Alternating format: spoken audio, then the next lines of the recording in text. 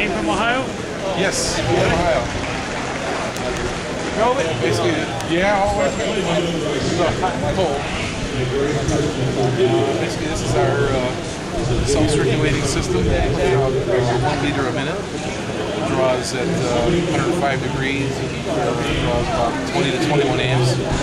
As you're driving, as it cools through the cooler, it'll go down to 15 amps at about 90, 95 degrees. That's pretty much the range that it operates in. Our system basically consists of a reservoir, which then drains, gravity drains through the cooler, the gravity drains back into our cell down here, which circulates on its own just through convection and the force of the bubbles coming up. Circulates about a half a gallon a minute through the system. So it goes from the cell up into the reservoir on its own, no pump. And gravity drains through the cooler, back through. And then the high-density gas goes through a bubbler just as a safety device into the intake, plumbed in right before the throttle body, in case there would be a backfire. The gas that's in here cannot backflash, cannot get through the bubbler, damage the reservoir where you do your filling and examining of your catalyst, that type of thing. Okay, so how much do you think you've got increase on efficiency of the car right now? We just installed the electronics, so I really don't have it dialed in completely. Right now, coming up here, we got about a 45% increase. Normally I got 22.7 with the cruise set at 70 miles per hour on a flat road. And with the system installed, I'm at about 34.5 coming down here. But with the pulse width modulator that's built into the electronics by Hydroxy Technologies, I'll be able to use more catalyst, which will allow me to use the amperage cutoff at 20 amps. I'll be able to probably bring it up to about 1.5 liters a minute, which should increase my mileage. I'm hoping to well over 40 miles per gallon, which would get me up into the maybe 60-65% range in increase. Maybe better. We'll have to see what happens.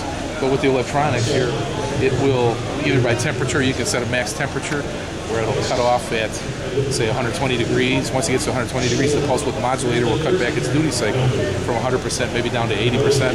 If it still wants to continue heating up, it'll maybe drop to 65% or 60% until it could keep it right at that 120 degrees. Or say the amperage, I could say the amps. Let's say I don't want to go higher than 25 amps. Put that extra catalyst in there. Once it gets to 25 amps, same thing, the pulse width modulator will cut back and just maintain it at 25 amps. All automatic control on its own? Yes, yes. And within the electronics that are there? With the new system, the VMU2 system, connects into the OBD2 port of your computer system. It will, based on your speed and RPM, which you can show all this information on your screen, anything from pulse width modulator duty cycle, the O2 sensor enhancement, the map sensor enhancement, the box temperature, your coolant temperature, the cell temperature. The snowflakes outside. Almost. That's next. Yeah. You can go on his website. He says pretty much weekly check the website and download onto the SD card the latest software version. And there's always going to be updates to it. Can we show him the modular cell? You're going to love this, folks. This is the sweetest thing since sliced bread right here. Now we're actually making hydrogen now because we got the cell wired right into the switch, even though the motor's not on. You can see it was connected to the OBVMU. It said OBD2. Right now I've got it monitoring FCT as fuel cell temperature, which is, what is that, 102 degrees? The speed is 0, of course. Pulse width modulator down to 20% because you would be sitting here idling. The O2 sensor, even though I had it set for 340 millivolts addition, right now I dialed it down to only 40 millivolts. And right now I've got it set for box temperature, observing box temperature, which is only roughly 100 degrees. But now with his little keypad here. Okay, there we go. This is my room key, so that's not part of it. Yeah. Okay, say we want to go and adjust the oxygen sensor. Go into gauges here, dial down to, we'll go through the different ones here. Gauges, the first one down, we could have changed the pulse width modulator, map sensor, O2 sensor. We'll go to that. We'll choose that. Right now I've got it set. I dialed it down before to 270 when I was showing somebody, but if we want to dial it down to 230, 200, it'll go up anything from 0 up to like 500 millivolts.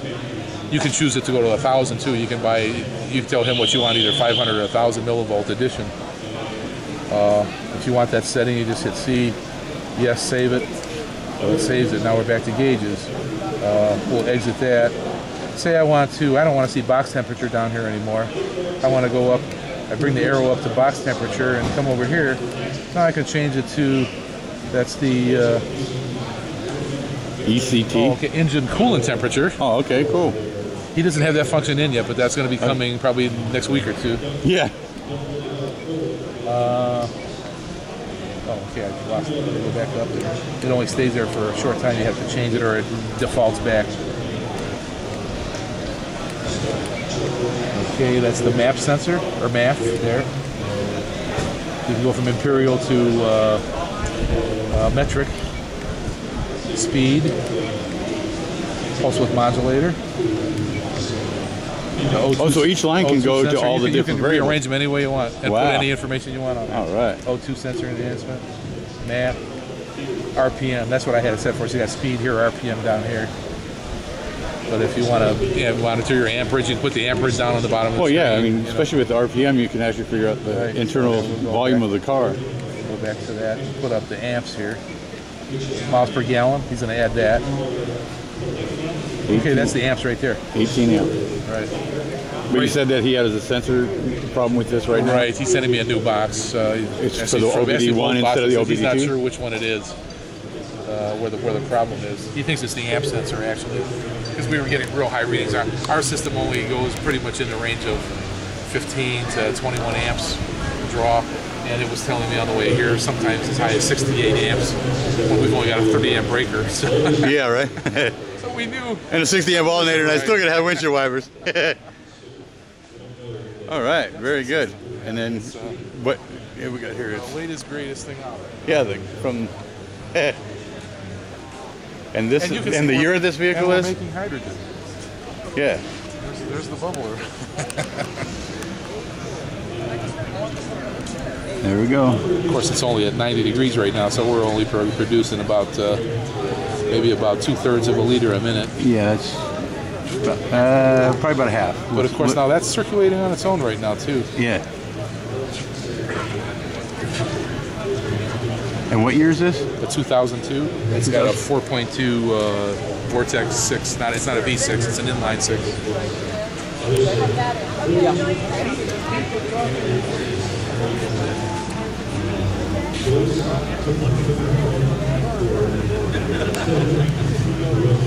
we going to be on YouTube? Yeah, on YouTube and on energyshowandtell.wetpaint.com. All right. It's free information for everybody out there, so anything you've got to say is going to be free. You got to get George on the flow meter. Oh yeah, definitely on the toys.